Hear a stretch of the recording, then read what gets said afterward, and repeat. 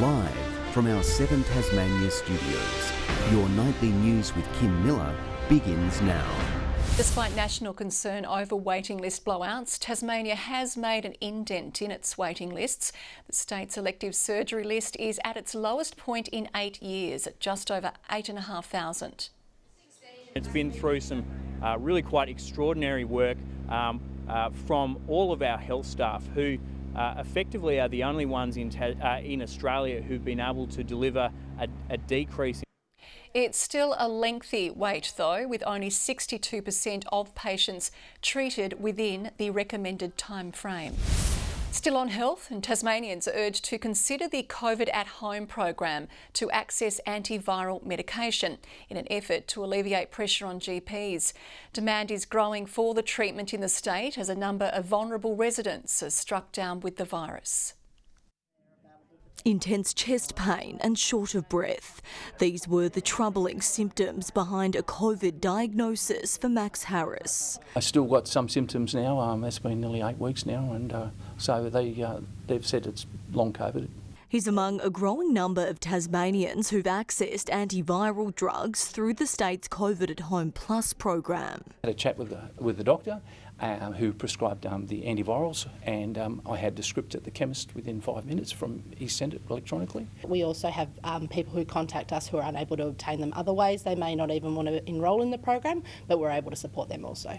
Health professionals are backing the plan to help avoid unnecessary demand in the GP sector.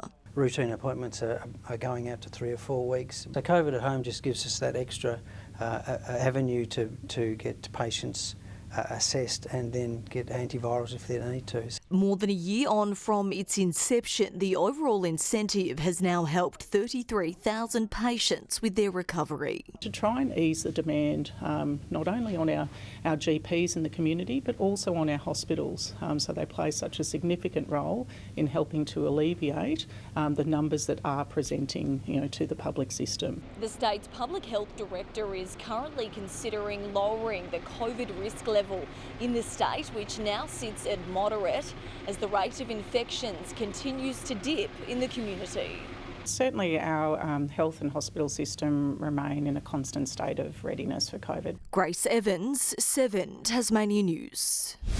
Meanwhile, Tasmania has recorded 8 more COVID-related deaths in the past week, taking the state's total to 237 lives lost. Case numbers are trending down though. More than 1,200 people have tested positive in the past 7 days, while 3 patients are in ICU. The Nursing Union is calling on the state's biggest aged care provider to consult further about staffing changes. The Nursing and Midwifery Federation claims Southern Cross Care conceded the process so far hadn't been up to scratch. It's our view that Southern Cross Care should abandon their moves to implement the household model of care, or moreover retain their existing staffing profile, including enrolled nurses who are a critical part of the nursing team in the aged care sector. Southern Cross Care CEO Robin Boyd told 7 Tasmania News the company has consulted extensively over the proposed changes and will continue to before making a final decision on whether to proceed. She also declared all current employees will have jobs in the future and the model will improve the quality of life for residents. Well, the state's 2 major parties are once again at war over the economic impact of the Macquarie Point Stadium. Labor is demanding the full cost-benefit analysis be released, pointing to figures suggesting the state will be $300 million worse off over the life of the project. The government says Labor has misread the business case and will deliver $300 million in additional economic activity. Meanwhile, the Shadow Treasurer wants to revert to the original proposal on the table before the stadium came into the picture. It's unfair that the state government is asking Tasmanians to sign up to such a dud deal, and they need to explain how the hell we got into this position.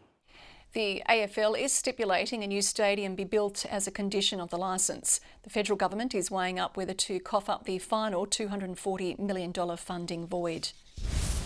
And a former Wallaby has lauded the proposed Macquarie Point Stadium, and now Tasmanian Luke Burgess says the stadium could bring international rugby union to the state.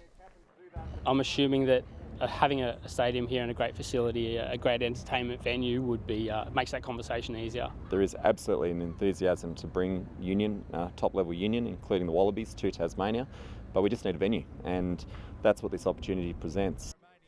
The last international match played here was part of the 2003's World Cup when Launceston's York Park hosted Namibia and Romania. The state's firefighting arsenal has been bolstered, with UTAS rolling out new technology to support emergency services. A partnership between the Fire Service, SES and the university has come to fruition in time for bushfire season.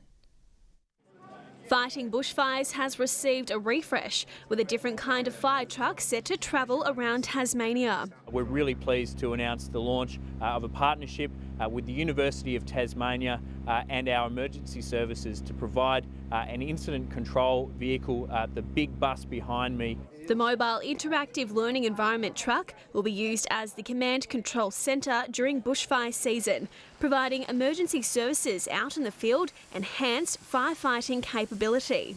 It will improve the delivery of safety for the Tasmanian community, especially in rural and remote areas. Featuring state-of-the-art technology, a large external screen will be used for briefings on the ground, allowing crews to be deployed effectively and efficiently, while also acting as a key source for updating the community. The university have really kitted out this bus to the highest standard, and our emergency services are really going to be the beneficiaries of this. We'll have access to satellite technology, 4G as well. Our incident management teams will have real-time ability to send information from the fireground to our centralised and our state operations centres. Ready to be deployed in the fight against fires, the mile truck has been rolled out at the perfect time, with a hot weather alert issued over the coming days.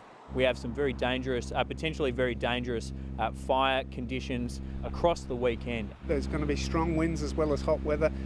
Our volunteers are ready to go, our staff are ready to go. Tasmanians are being asked to prepare and to have a fire plan in place. McKenna Bailey, 7 Tasmania News. The University of Tasmania has unveiled grand plans to bring back an indoor forest into one of Hobart's iconic buildings. Construction is now underway on the former forestry site in Melville Street, which will soon be home to 3,000 students across business, economics and law faculties. As we've progressed and as we've actually had buildings appear and physically take form, I think it becomes more tangible for people to understand what we're actually trying to do. We've already been out to sort of Medina and the national forests around there with Sustainable Timber Tasmania, the previous tenants of the building, to try and identify some trees we can transplant in here. The property was purchased 3 years ago alongside a number of CBD locations, with plans to see renovations complete by 2025. The tonic has been cracked and the gin is ready to be poured at Princess Wharf No. 1. This weekend, the 6th edition of Ginuary will be held, and the first in its new location. We were starting to run out of space over at the Goods Shed, so we're over here at PW1 taking full advantage of this gigantic shed. Really excited to be just a hop, skip and a jump from Salamanca Market. The team from Turner Stillhouse will be pouring their 3 Cuts gin at one of nearly 40 distillers setting up stall. A stunning display by fan favourite Jack McVeigh has led the way for the Jack Jumpers to storm home in a crucial win. The Tasmanians were too strong for Adelaide, with coach Scott Roth proclaiming it their best performance yet. A career-best statement played out against his old side. It was Jack McVeigh's night under lights. Straight off the bat, instant impact. CJ's seen enough. Clint Steindl stepped up to mimic that energy, delivering this one from the elbow, helping sustain the Jack Jumpers' early lead. From the elbow, that's nice. Looking to hold on to their 4th place ladder position, the captain continued to give it his all in front of fans. Gets it deep, beautiful finish. But the visitors had Robert Franks to thank for keeping their momentum, his persistence helping the 36ers stay close. Franks at the other end off the glass has got 8 points and he's now the game's leading scorer. Feeling the pressure from Adelaide, Sean McDonald was next to fire up and find the bottom of the net. Across the season, Sean McDonald comes in and... Missed opportunities by the away side opened up the floor for McVeigh, who remained unstoppable behind the arc. Splash, splash, splash. splash from the Jack Jumpers. Holding up strong in traffic, Rashard Kelly continued his strong form in what was another good night for the American. Kelly came flying in with the rebound. Milton Doyle, another star in the Tasmanian lineup, firing up in the third term with some fancy footwork. Absolutely superb. Doyle off the glass. And Doyle's just so prolific in that mid-range. Donning colours with a blast from the past for retro round, the Jack Jumpers continued to deliver with McVeigh at the helm. That man's hot. Jack McVeigh's on a heater. 5 of 6. Leading at every break to shore up a 16-point win in an all-important victory to keep their playoff dreams in reach. The Jack Jumpers continue to march. Grace Evans, 7 Tasmania News. Jake Birdwhistle has announced he's entering next month's Ironman 70.3 event in Hobart. The Tasmanian will warm up for the big event at the other end of the state when Birdwhistle races in the Greens Beach Triathlon in just over a week's time.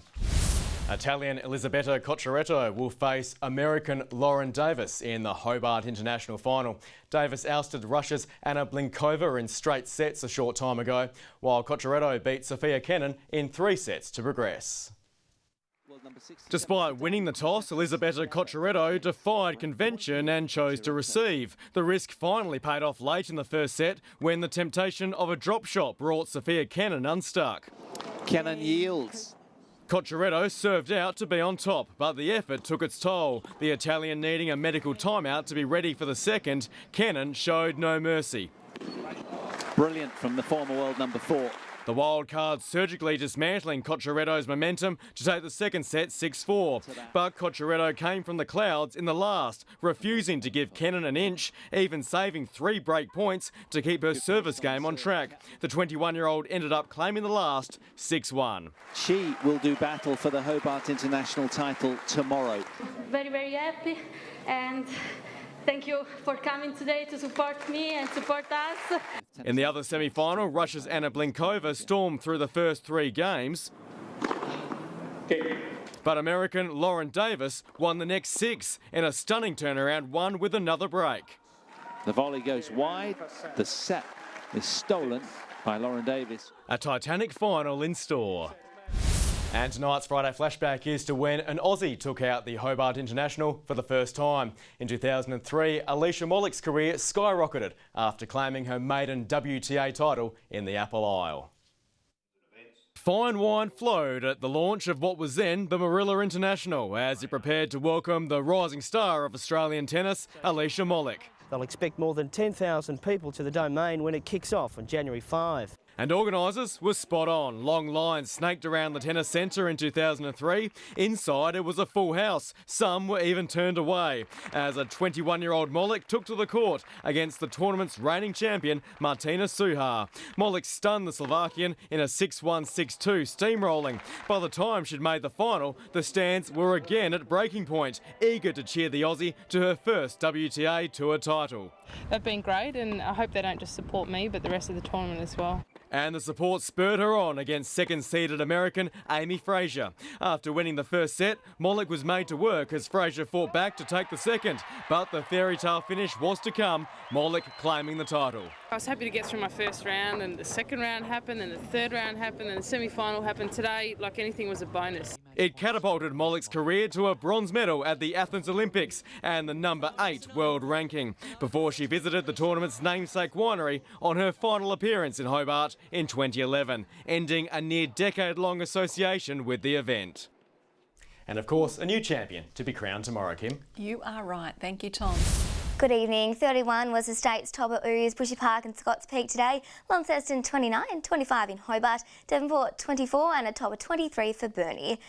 27 at Grove, Strawn 26, Flinders Island, Smithton and Friendly Beaches all reached 25. 24 for King Island and St Helens and Low Head 22. Low level cloud extended over Bass Strait today, with cloud also lying across the state or consolidated over the central region. While areas of convective cloud are covering most of the continent with thunderstorms over the north of the country and parts of New South Wales, and some low-level connective cloud is covering Tasmania. Tomorrow, a cold front will approach the west coast with a high moving east across the Tasman Sea, while another high will form to the south of WA and low pressure troughs will linger across the far north and west of the mainland. Northeast to northerly winds reaching up to 30 knots in the northwest in the morning before shifting to 35 knots in the west in the evening. And there's a strong wind warning from east of Flinders Island to the southeast coast, as well as the far northwest coast. Sunny and 30 in Hobart tomorrow, a top of 32 for Maydena, mostly sunny and 27 at Oatlands. Launceston cloudy, 24 in Devonport, and Lyowini partly cloudy and 21. Burnie cloudy, sunny and 30 for Strawn, and windy and partly cloudy in Marrawar. 22 in St Helens, partly cloudy and 25 in Swansea, and Alford 26. And tomorrow's UV sits at 11. Showers about the west, south and central areas on Sunday morning, with showers possible for the northwest and northeast in the afternoon, fine elsewhere. Fine and mostly sunny on Monday, Launceston 27 and 22 in Hobart. And showers about the north and west on Tuesday, fine elsewhere. Partly cloudy in Brisbane, Sydney and Melbourne tomorrow, Adelaide 38, sunny in Alice Springs and a top of 32 for Perth. And right now it's mostly sunny and 25 in Hobart and Launceston, Devonport sunny and 22, and Kim, some nice weather across the state tomorrow for all those events taking place. It is, and still pretty warm out there tonight. Thank you very much, Victoria. That's all your news for now. Thanks for joining us this week. Louise Hooper will be joining you for the next week or so while I'm on holidays. For now, it's good night.